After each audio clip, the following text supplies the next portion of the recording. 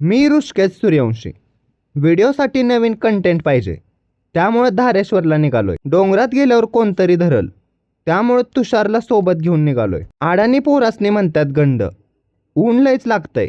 प्यायला घेतलं काहीतरी थंड. छोटू दादांनी आम्हाला थम्सअप आणि स्प्राईट दिली, तीच आम्ही सोबत घेतली. डोकं दुखल्यावर लावतायत झेंडू बाम.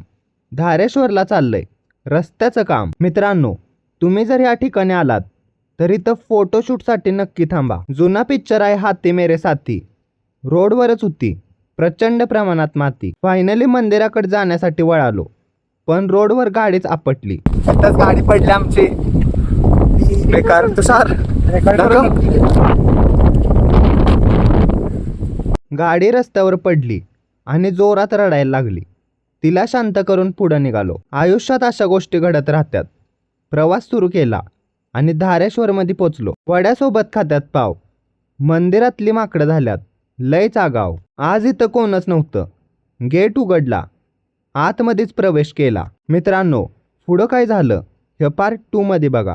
व्हिडिओ आवडला असेल तर शेअर नक्की करा.